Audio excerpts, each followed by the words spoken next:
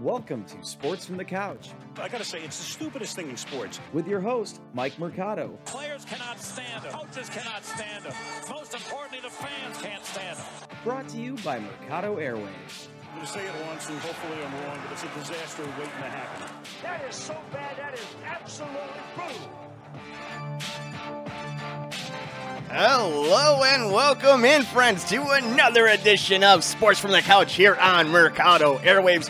I'm your host, Mike Mercado, and I want to thank you so much for making us a part of your day as we get ready for this weekend, this wonderful Friday, August 6, 2021. I hope each and every one of you is having a wonderful, safe day. And on today's edition of Sports from the Couch, we are going to use the Tier Maker website to power rank the NFL way too early preseason Sports from the Couch official power rankings that is coming down the pipeline. Before we get to all that, let's take care of some housekeeping notes. It's going to be a fun episode, so let's pay the bills. You can follow us all over the universe. I am on Twitter at Mike M Media.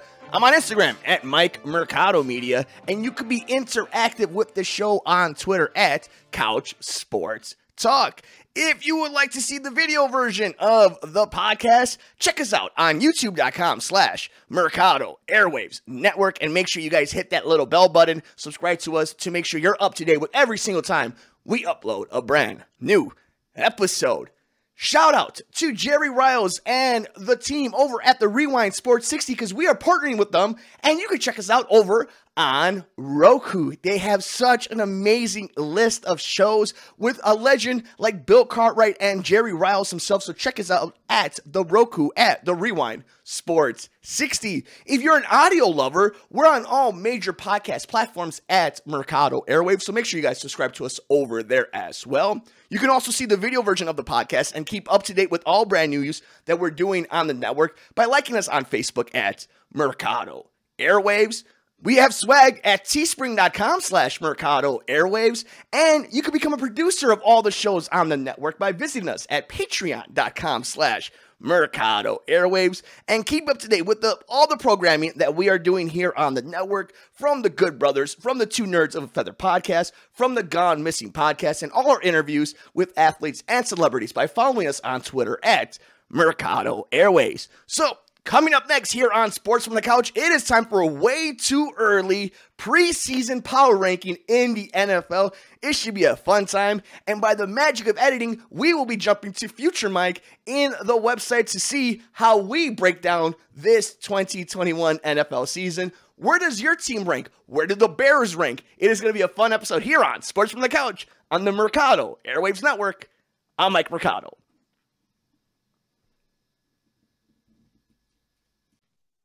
Thank you for keeping it tuned in with us, guys, here on Sports from the Couch. I'm your host, Mike Mercado, and as you can see here on the video version, we have made our way to the Tier Maker website. You can see all the logos of the NFL teams, including the O logo for the Washington football team, but nonetheless, we know who we're talking about. So if you're watching us, you can see that we have it set up on 5 tiers. It is in red, 0 to 3 wins, in orange, 4 to 7 wins, in yellow, 7 to 9 wins. In a pea green, like a pea soup green, we have 9 to 12 wins. And in a lighter green, it is 12 or more wins. This is how we're doing the power rankings. This Tier Maker, by the way, has a wonderful website. You guys should check it out. It's a lot of fun. We're just going to kind of go through this and see how we're feeling about each team. It's a mixture of a power ranking and our kind of guesstimation of what's going to happen this season. Now, obviously, we just had the Hall of Fame game. It's very early. A lot of injuries are still going to happen during training camp. We know that the ultimate goal of every team is to just get to the regular season healthy. So there's a long time in between now and the official kickoff in a few weeks. And we thought it'd be a lot of fun after it was a stressful week, a lot of craziness in sports, to just kind of go over here and talk about some things. I have on my tablet right here last year's records. And I'm going to look at them as it's going to be one of these things where we're going to try to work this thing out together. Let me know how you think your favorite team is going to do. Let me know where you think I'm wrong. What do you think I nailed right on the head? I think this is going to be a lot of interesting of conversation with there being the extended game week, 17th game now. 18th game is coming down the pipeline. Obviously, everything that's going around with COVID and then the Delta variants. So there's a lot of stuff that is just going to be in the foreground of this. But I think we should just acknowledge that what we do know we're going to try to apply here of what a normal season was, including the fact that, yeah, this is uncharted waters. So let's get right into it. And we'll start off with, and this is a fun one, the Tennessee Titans. Now, obviously, the big move for them is what was a wonderful season last year, 11-5, winning the AFC South. Ryan Tannehill has been a very competent, if not above average quarterback. Derrick Henry is obviously a monster. A.J. Brown is obviously a monster. And now you bring in Julio Jones. So it's a weak division now, right? And we'll get into the Indianapolis Colts. They don't know what's going on with their quarterback.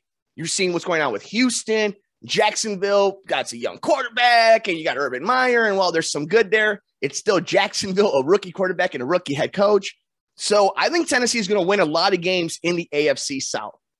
And as we go on, I think we should also acknowledge that we know there's going to be first to last and last to first. There's going to be multiple teams that do that in multiple divisions. That's just the NFL.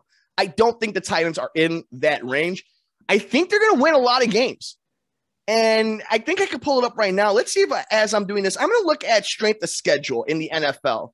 Because obviously, and you know how I feel about strength of schedule in the NFL, that I think it's a little overrated, because I know the Bears, people are giving them a hard time, especially, the Pittsburgh Steelers are on their schedule.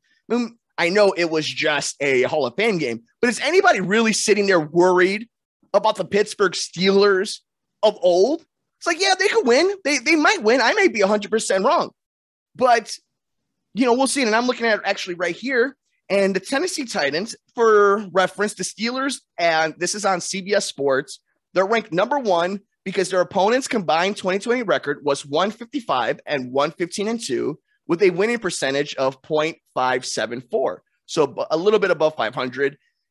Ravens will be 2. The Bears will be 3. So let's look for the Tennessee Titans, see if their schedule is hard. They're tied 13th in the league. So I think they're going to win a lot of games. We'll put them right up there. The Dolphins. This is a funny and a fun team, right? We're going to see what happens with Tua. We'll see if they're involved with Deshaun. It seems like they're not. I believe it was Waddle that they drafted. They're making that connection again with Tua and one of his teammates over in Alabama. So, I think it's interesting to see where Miami falls on this one, because we knew that they were kind of coming around last year. And we can actually take a look at the standings, because I'm really interested to see how they respond to both the New England Patriots kind of being on the downfall, but the Buffalo Bills being on this uptick. And what we also have to remember too is, and it just came down the wire a few hours ago, that Josh Allen just got paid. He got paid. So now the pressure is on him. Everybody's expecting him to make this leap, this jump, to get into that MVP race like he was last season, to take Buffalo to that next step. And a Miami team that won 10 games last year. So I'm going to be right around there. I'm going to go right around 7 to 9 wins, because I don't know how good Tua is. We have to see if that defense is going to be able to step up, because there were times where they made big plays, but they were able to be beat many different times. Although they do have like a nice secondary. So I'm going to put them around 7 or 9. And it just goes for how good Buffalo is. Here's another fun one. The Cleveland Browns. This is a team that finished 11-5. Obviously the same division as Pittsburgh and in Baltimore. Pittsburgh was 12-4 and Baltimore was 11-5. Cleveland has a lot of weapons, a lot of pressure. I think they have the best running back in the AFC North with Nick Chubb. And Kareem Hunt is a nice piece. They obviously have that wide receiver core. Myles Garrett on defense. It comes down to Baker. It comes down to Baker and how good Baker will be. I think this is a team that a lot of people are going to put in taking that next step. I think as impressive as they are, they do still have a very tough division.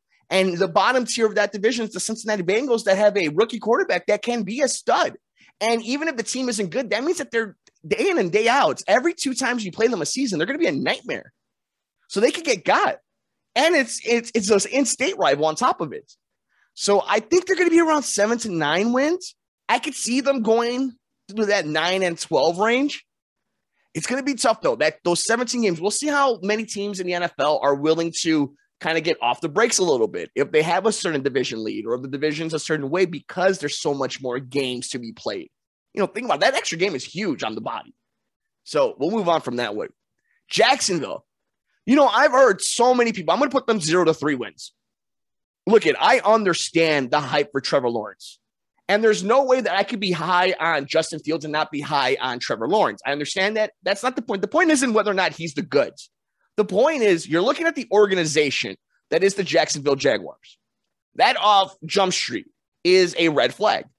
Then you have a rookie head coach in the NFL who it's only been like a crazy hire here, bringing in Tim Tebow there.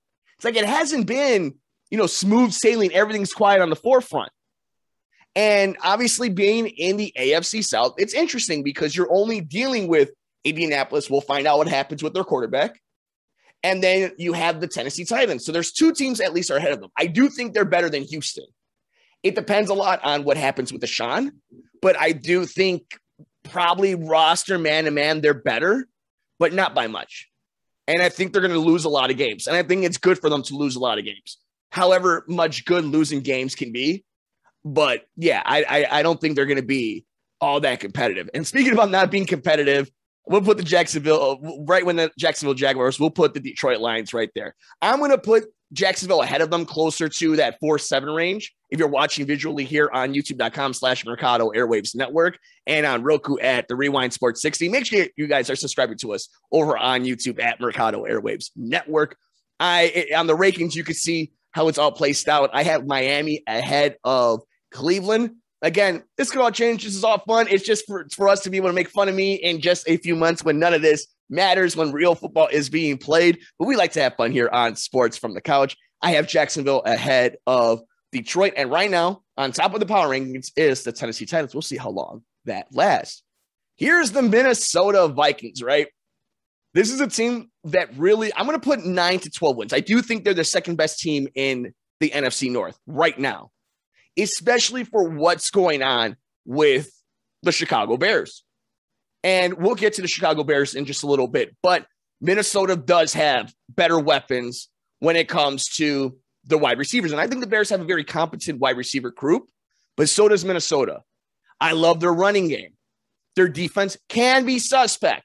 Can be. They have a lot of nice pieces on there, but can be suspect. And it's going to be interesting to see. I think they're probably a more complete team than the Green Bay Packers, but the Green Bay Packers have the better player in the two most important positions in the offense. And that's the quarterback and the wide receiver one. So it is close, but Kirk Cousins is the reason why they are not the proverbial favorites of the NFC North and why Green Bay is. So we'll go ahead and put Minnesota in that 9-12 wins. Tampa Bay will go to the very top, and they will oversee the Tennessee Titans. They'll go over that 12 or more wins.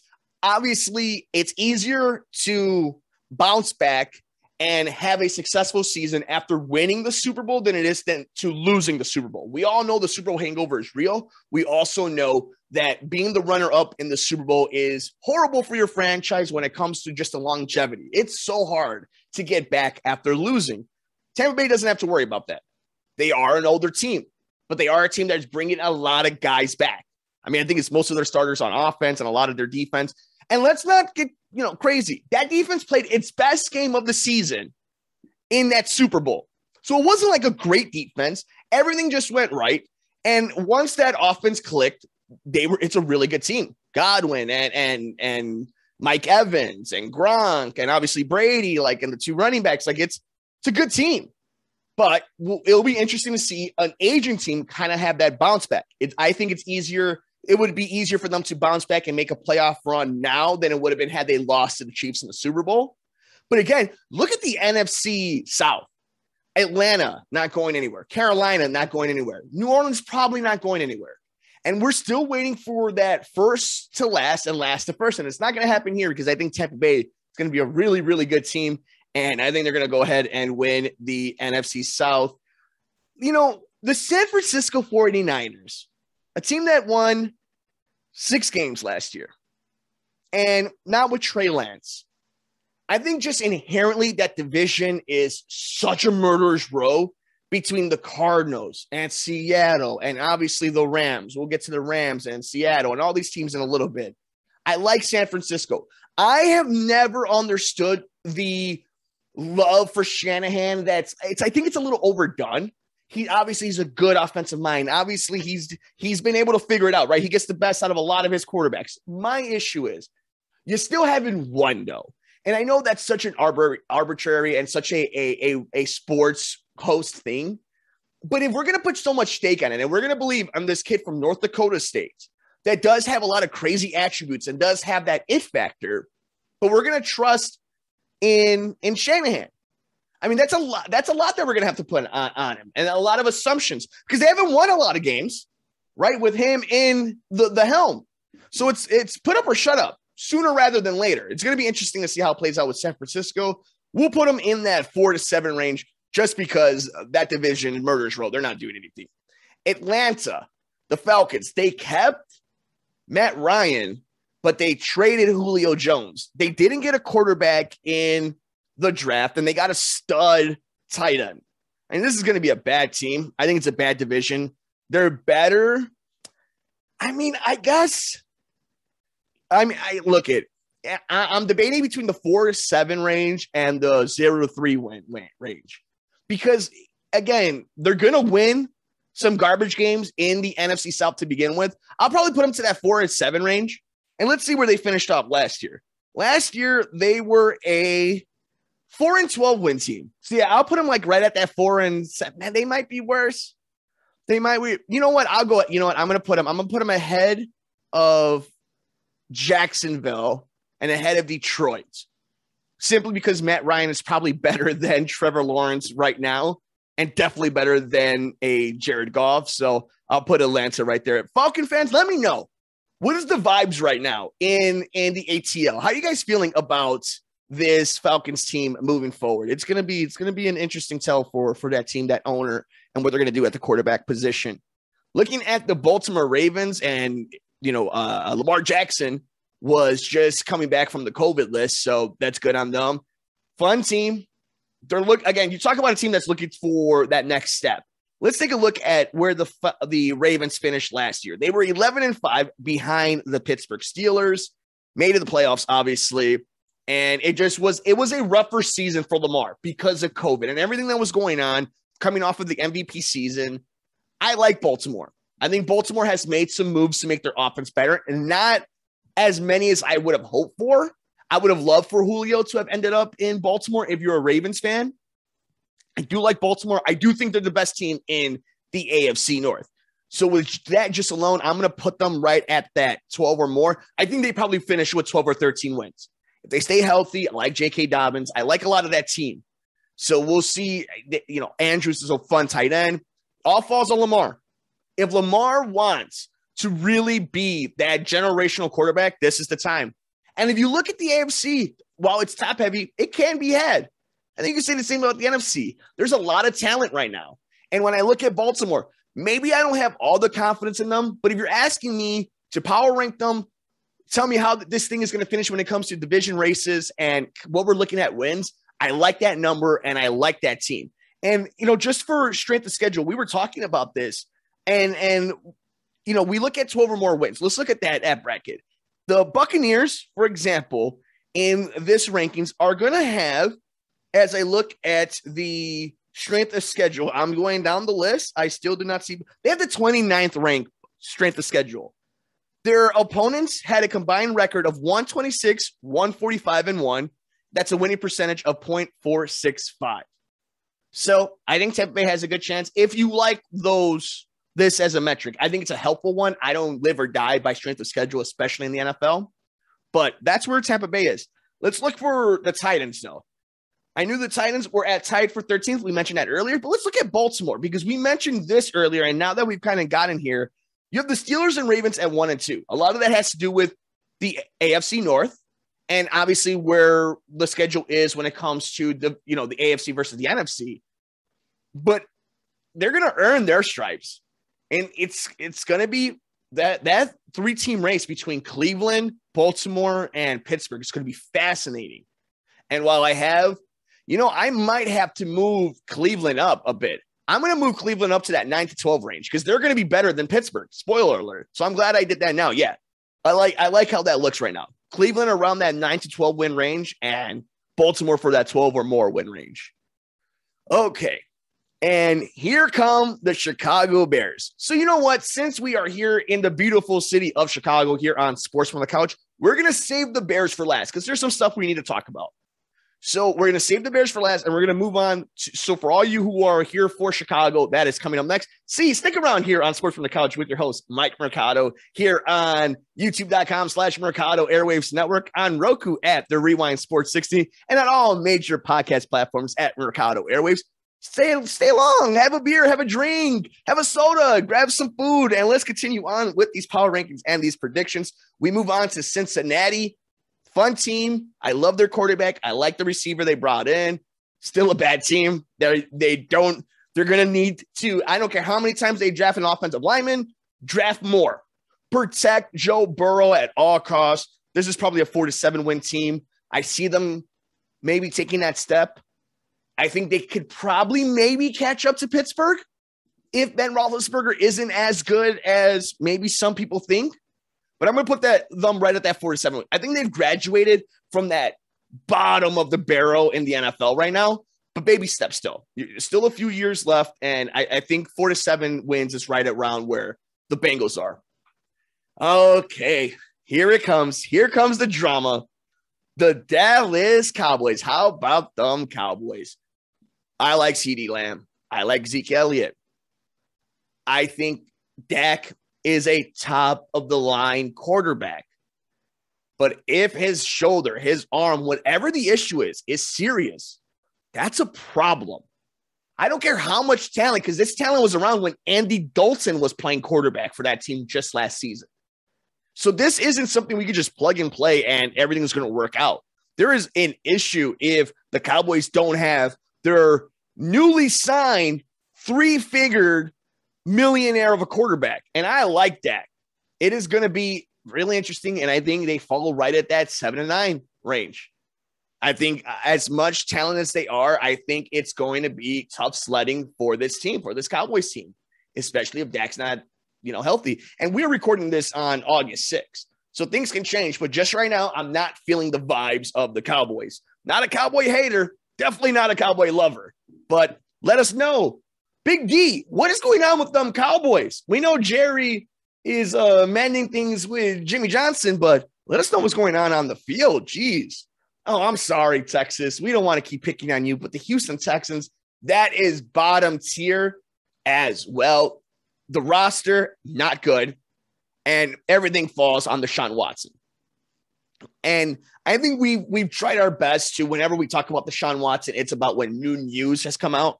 And there's not necessarily ever any real new news when it comes. It's always the same report. They filed this grievance or they filed this lawsuit. Well, this person just filed this lawsuit. We have not heard anything from the Texans, from the league, from Deshaun.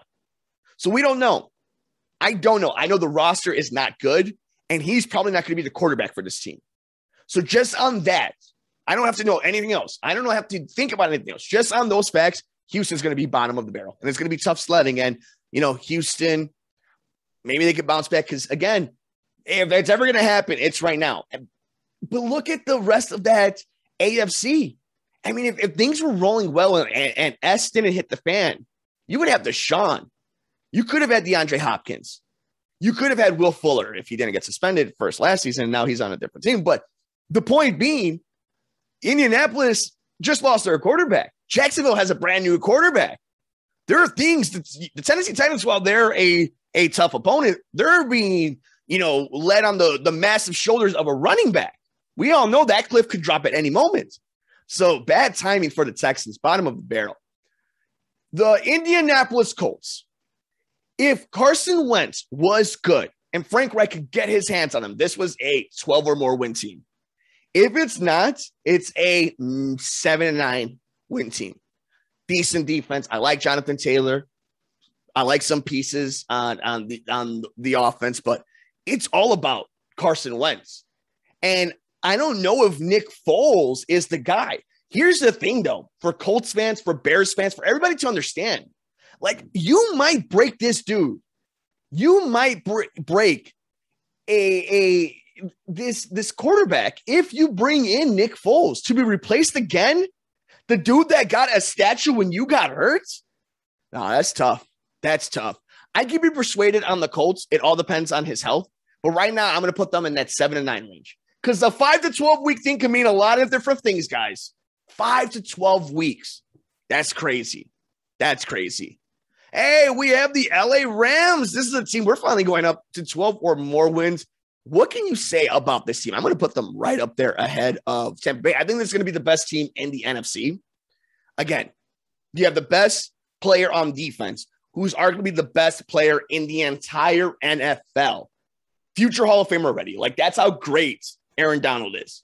Matthew Stafford with that offense, that could be a lot of fun. The Cam Akers injury, kind of a bummer. Darrell Henderson could kind of fit right in there. They got it all. They got it all. Let's look at their strength of schedule, the LA Rams. Because if the LA Rams have themselves the 10th toughest schedule. So they're going to earn their meals. They're going to earn their dollar. But I like the Rams. And I think this is a team that could go and do a lot of damage. Quite frankly, they could win the whole damn thing. There it is. The LA Rams could win the whole damn thing. And staying in LA, I love the Chargers. I love Herbert. I'm interested to see how this team plays out with Keenan Allen and, Austin Eckler. And it's a fun team. It's a fun team. I'm going to go ahead and put them in that. This is what's tough about the Chargers, right? It's either you overhype them or you kind of make them too much of an underdog. I'm going to be safe. I love Justin Herbert. He might just be a really good quarterback on a bad team. I'm going to put them in that 4 to 7 range. I'm going to put them right in between the 49ers and the Cincinnati Bengals. Those three teams, what's funny about the Niners, the Chargers, and the Bengals is they have either a very intriguing or a very promising or a highly thought out, highly pursued quarterback, young quarterback. And while, they have some very interesting coaching steps that might be able to get the best out of them, I don't know if that's going to correlate to wins. And that's the thing that everybody's trying to figure out is not only can you find the right talent in the scouting, but to develop him as a coaching staff and then win with the financial responsibility and the less risk of a rookie quarterback contract as a GM front office. That's the golden mixture of it all. And that's what these three teams are trying to do at that 4 to 7 win range between the Niners, the Chargers, and the Bengals. So you got a lot of it figured out, but putting it all together is really, really hard. What isn't really hard is putting the Kansas City Chiefs all the way at the very top, because while I like Herbert and while I think there are some fun teams in that division with the Broncos, we'll wait for the Broncos next year because Aaron Rodgers might be in there. There's no team better than Kansas City Chiefs. I think what's keeping at least my fervor for them maybe being Super Bowl contenders again, or any of these things of Patrick Mahomes being an MVP, it's so hard to bounce back after losing a Super Bowl. It's so hard to do what this team is trying to do. 3 straight, that's hard. This is a really good team. Obviously, a generational talent in quarterback. Wonderful talent around. You don't have to like the dude, but we know how great Tyreek is. So I think KC is going to be the top of that division. They're going to be a powerhouse. Whether or not they win and make this crazy run, I don't know.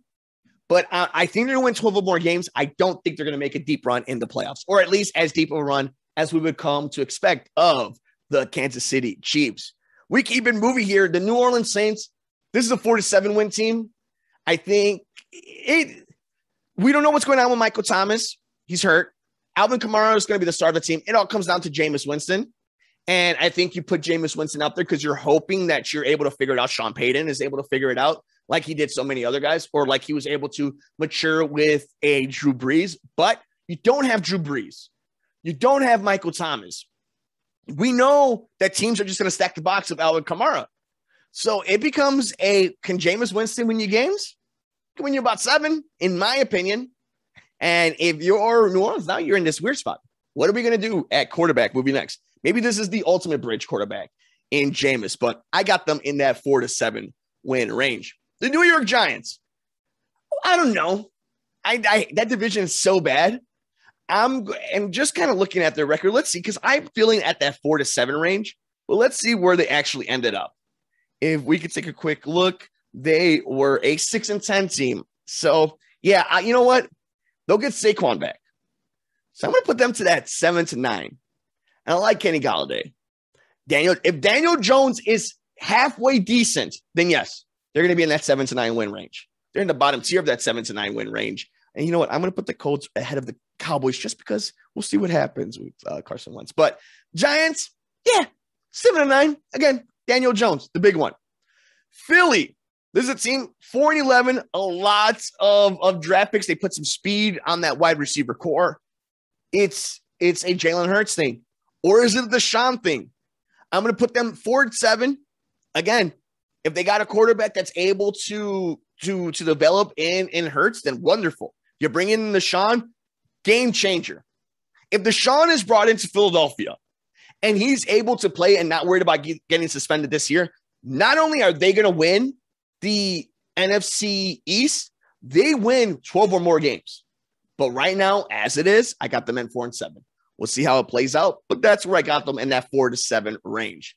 The Steelers I have in the 7-9 range. I don't think Big Ben is going to have this crazy old man season, riding off in the sunset. He's obviously a Hall of Fame quarterback. There's a lot of great young offensive weapons there. And I like Mike Tomlin, but age catches up and there's turnaround in this league. And I think this team needs to get bad and younger before it makes that next turnaround to the next great Pittsburgh Steelers team. So I got them in that 7-9 range. Steeler fans, hit me up on Twitter at Couch Sports Talk. What's going on over there? I mean, it's a great sports city, and obviously the Steelers are a tentpole team in the NFL. I'm not feeling the vibes. What's going on? Let me know. I'm really interested to hear that. Denver, I mean, how much excitement can you have for them? I'm going to have them in that 0-3 win range. Let's see what they won last year. I know last year they were in some games, and I just have one point about the Broncos when we get there. Yeah, they won 5 games. I think they're going to be in that 0-3 win, and then they'll probably maybe draft the quarterback. Or if you have a bad record, right, and you're able to get a nice draft pick, and then in the offseason, when the guy we're about to talk about is a free agent, you go after him. I'm putting the Broncos right there. They're more interesting to see what happens next year. But speaking of interesting, the Green Bay Packers. They are going to win the NFC North if Aaron Rodgers is the quarterback for Green Bay, and he's going to be. There's 2 ways this could go for Green Bay. Everything is good and dandy. Aaron Rodgers plays. He's top tier. They win 13 of 14 games. They make it to the NFC playoffs, and they probably get bounced in the conference finals, right, in the championship game. Worst case scenario is that in week 2, Aaron Rodgers pulls up with a bad hammy, and knowing that he has free agency coming up and knowing that somebody's going to break the bank for him, he decides it's a little bit more sore than it should be. It's a little bit more tender. I think those are the only 2 ways it could go. I'm banking on him being a professional, him being a killer, and him winning the NFC North and winning a bunch of games. But I don't think it's out of the realm of possibility that Green Bay completely flatlines, and it's all because of an injury that's being prolonged, or, it's just seems to not be able to heal on an Aaron Rodgers. That's just my thoughts. Carolina, Sam Darnold. I like Sam Darnold. And before the Bears drafted Justin Fields, I kind of wanted to see what they would do with him. I think they're in that 4-7 range. I think they're a fun team that can win some close, bad NFC South games, but it's all about Christian McCaffrey if he can stay healthy. And it's all about Sam Darnold's development. But other than that, it's a team that might backdoor into some wins and might cost some teams a playoff spot late in the season, but they're going to get most of their wins against Atlanta and or New Orleans. And we look at the Vegas Raiders. Shout out to friend of the show, Paul Shivari from Baseball Weekend Journal, a huge Raiders fan. Josh Jacobs, Darren Waller. There's enough to really enjoy of the Raiders. It's all about Derek Carr and Gruden. And I think Mike Mayock has done some interesting things, but it's so hard when you're playing against the Kansas City Chiefs and the potential of Justin Herbert being a top tier quarterback. And then maybe in the future, now you're going to have to play Aaron Rodgers. They are a good team, though. At least, where were they at? They were a 500 team last year. Yeah, I'm going to put them around the 9-12 win range. And let's just see their strength of schedule. They have the 8th toughest schedule in the NFL. I think with fans being back, it being put up or shut up for Derek Carr, and I like Darren Waller. I'm going to put them in that 9-12 win range, but it might be close. You know what? I take that back. They're going to be in that 7-9 win range. I think that's where they end up, and I'm actually going to put the Dolphins over in the 9-12 win range. I'm going to move them up a little bit. I like them. All this is subject to change, and obviously it's all here just so that we can all make fun of me in a few months when the NFL season actually kicks off. The Washington football team, love their defense. We'll see what they do at quarterback. I'm interested to see if they can keep the momentum going. They obviously have that stud on defense. I like them. Washington football team, they're going to win the NFC East unless Deshaun ends up in Philadelphia. The Arizona Cardinals. Look, if the Arizona Cardinals were playing in the NFC East like we were just talking about, no brainer, right? No brainer. But let's look and see if we can see their strength of schedule first. The Cardinals have a strength of schedule at, I'm going down the list. We're going down and I still don't see them. The Cardinals are tied 13th. And they had a record of, in a tough NFC West, they were 8-8. And obviously they lost. That's how the Bears got into the playoffs. It's a tough one. I'm going to say this is one of the teams that bounce, take that next step. I'm going to have them in the 9-12 win range. And I think Kyle Murray is a star. That's basically it. And they have DeAndre Hopkins, a top 5 wide receiver. Everything else just kind of has to figure itself out. It is Arizona, but I do kind of like them. Josh Allen, Steph Diggs, just so much to like about the Buffalo Bills, a 12 or more win team. They're going to win that division. This is it, right? If you're a Bills fan, this is as good as you've ever felt about one of your teams. Can they put it together? Can that defense put it together? It's going to be fun. I like the Bills. Please stay in Buffalo. As much as I love Boston, please stay in Buffalo. Let's move to the last really good team on this list. The Seattle Seahawks, I have them in that 9-12 win range. Russell Wilson, Lockett. It's a team that had a lot of drama. Obviously, being here in Chicago, we saw what went down with a Russell Wilson, but still Russell Wilson. And I like Chris Carson. So I got them in that. You know what makes me hesitate about the Seahawks, the Cardinals, and not so much the 49ers. It's just how damn good the Rams, I think, are going to be. But you can't count out the organization that is Seattle right now. Not as long as Russell Wilson is being quarterback. And if he's happy, then you gotta say that they're somewhat of a contender. Here come the New York Jets. I think they're going to be a 0-3 win team. I may be 100% wrong. And I'm putting the Patriots at 4-7. The big thing between those two, while Zach Wilson may have a lot of the stuff, just like Trevor Lawrence, I need to be shown, just like the last team we're going to talk about, I need to be shown that you can develop a quarterback and that your organization is competent enough to build around them after you develop him. I have never seen that with Jacksonville. I have never seen that with the Jets. So while people may not like how Mac Jones looks or how he plays, he's going to a guy that has developed quarterbacks, that has won with guys not named Tom Brady, not Super Bowls, but has won games without their Hall of Fame quarterback. And Mac Jones, part of that Nick Saban offense, is going to know what he's stepping into. So that's why I like them a little bit more than the New York Jets. But finally, we have made it to our main event here locally on Sports from the Couch in the greatest city in the world, Chicago IL. I'm your host, Mike Mercado. Thank you so much for joining us on this tier ranking, a preseason power ranking, our predictions of where these teams' records will be. And we have finally made it to the Chicago Bears. We're not going to dive too deep in the X's and O's because this is more of the NFL thing. But for locally, we all know, and if you haven't heard, a lot of injuries on the offensive line. The secondary doesn't look good. Justin Fields has made some nice passes. Andy Dalton is the one. So there's so many things going on for this team. It's a team that has, according to the strength of schedule, a very tough schedule. I think it could have been easier had Aaron Rodgers not played for the Packers.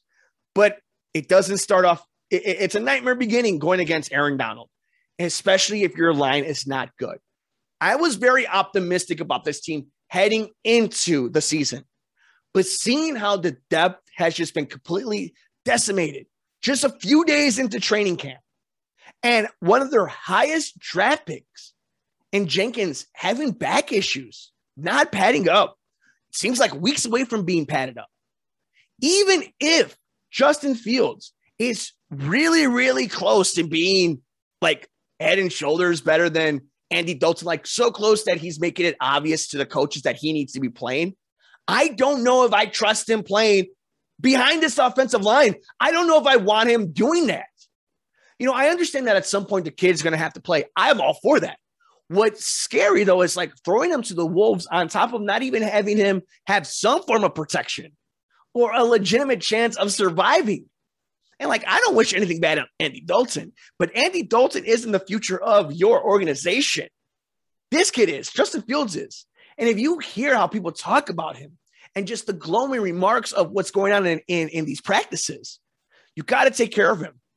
So this is a team that did make the playoffs last year, does have a really good defense. While it got rid of a lot of key guys, a lot of wonderful, stalwarts of this defense, they still got Akeem Hicks. They're getting back Eddie Goldman. And more importantly, you have a Khalil Mack and a Roquan Smith. This is a really good defense. It depends on whether they stay healthy and if their offense can carry their load. That's all it's going to take. It's a tough asking, though, when you were expecting rookies to protect your quarterback, and now you don't even have that. That you are bringing the backup to the dude on the street and his backup. I think this is a 7-9 win team. They have a competent, professional quarterback, but nothing special. I don't necessarily think he's ever going to lose you a game, but I don't think he's going to win you a game. Your defense is going to have to make big plays, get turnovers. David Montgomery is going to have to be special. Allen Robinson is going to have to make huge plays. Cole Kmet is going to have to make the next step. I do like the moves that they have made. And if you're in the red zone, Jimmy Graham is obviously a huge weapon. But it's all about, can you get in the red zone? Can you be competitive? Can you get healthy? Can your offensive line not let your quarterback get killed? Can they make holes for your running backs? There's a lot that goes into it. But here's the thing. A lot of things have gone wrong for the Bears already. Games haven't even been played yet for them. Not even a preseason game for them yet. But this is how I've kind of equated it for the Bears. If they're going to be a team that wins 12 games, a crazy number like that, 7 or 8 things need to go right. And I'm not talking about 7, 8 of 16. I'm talking about out of 9 things need to go right. But for this team to be competitive, for this team to be interesting, to see development, especially more importantly from the quarterback, they got to just hit certain check marks. They don't have to have a great offensive line. They need to have an offensive line that's able to at least give enough protection that even if Fields has to roll out because there's pressure, he's got enough time that he's not getting blindsided by it. That they're able to run the offense Matt Nagy wants to run. Again, I'm not talking about winning the Super Bowl. That's just the stuff that needs to go right for you to survive and be interesting. If you want to be any type of contender, it's going to take a lot of work. And I don't think this team has that. So I have them in the 7 to 9 range. But that is it, guys. That is my rankings. I'm going to put the Bears right there because I'm petty and I can do that. I'll put them behind the Colts, though. Thank you guys so much for joining me. Shout out to tiermaker.com. Check them out. Thank you guys for joining us on this preseason power ranking and record prediction show. Let us know, where did your favorite team end up? Who do you think wins each division? Who goes from first to last and last to first? Where was I dead wrong on? And what did I nail in the head? Let me know all over the universe. I'm on Twitter at Mike M Media, Instagram, Mike Mercado Media. Be interactive with us on Twitter at Couch Sports Talk. Like, rate, review, and share us wherever you get your favorite podcasts on all major podcast platforms at Mercado Airwaves. Subscribe to us on youtube.com/Mercado Airwaves Network if you would like to see the video version of the podcast and these rankings themselves. And of course, on Roku at The Rewind Sports 60. And that'll do it for us on this edition of Sports from the Couch here on Mercado Airwaves. Hopefully you enjoyed this way too early preseason power rankings and record prediction show. It was a lot of fun. Where did your team end up? What did you think about where I put the Chicago Bears? Who is the favorite to win the Super Bowl? Who will win divisions? Who will end up in the basement? We want to know your list on Twitter. I'm all over the universe. Let us know on Twitter at Mike at Media, Instagram, Mike Mercado Media, and you can be interactive with the show on Twitter at Couch Sports Talk. Check out the video version of the podcast on youtube.com/Mercado Airwaves Network. Hit that little bell button and subscribe to us so you can be notified every single time we upload a brand new episode. Check us out on Roku over at The Rewind Sports 60. You can keep up to date on all our major podcast episodes by following us on Apple Podcasts, on Spotify, wherever you get your favorite podcast at Mercado Airwaves. Like us on Facebook at Mercado Airwaves. Visit us at patreon.com/Mercado Airwaves. And check out our swag at teespring.com/Mercado Airwaves. Enjoy all the games. Take care of yourself. Take care of each other. We will see you next time here on Sports from the Couch on the Mercado Airwaves Network. I'm Mike Mercado.